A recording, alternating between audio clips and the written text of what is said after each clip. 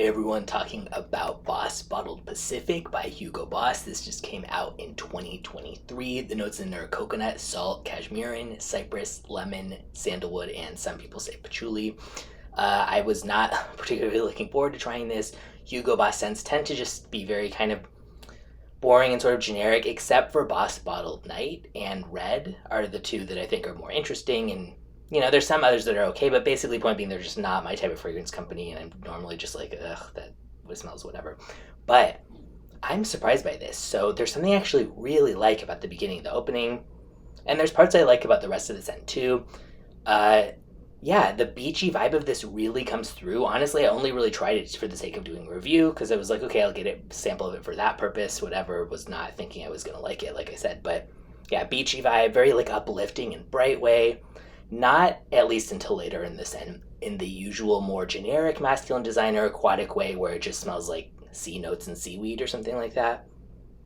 I don't usually like coconut, but I guess when it's done in more of a sunscreen way and less like candied coconut flakes type of thing, I do like it more because I really like what that adds here in the beginning. It's like you just put on sunscreen, got out of the car, you're surrounded by some woods, and you're just running to the ocean at the beach.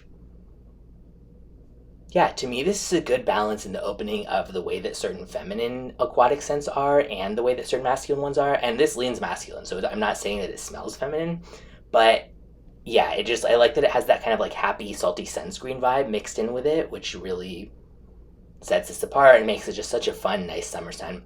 However, yeah, as it progresses, the opening does last, the very beginning of the opening is really the essence of that part that I like.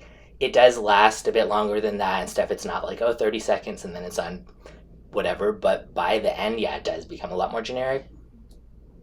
But it's not bad or anything by that point. It's just sort of like generic aquatic a bit, with a bit of like a blue vibe. But yeah, kind of like some calm. The cypress is nice and stuff. And yeah, moderate longevity and projection. Leans masculine, as mentioned. Not hyper masculine, but yeah, it still leans masculine overall.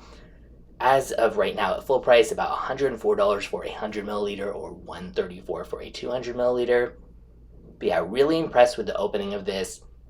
The rest, kind of basically what I'd expect later on the dry down. But overall, as far as like beachy masculine designer scents go, I think this is not bad at all. And I'll link in the description where you can check it out.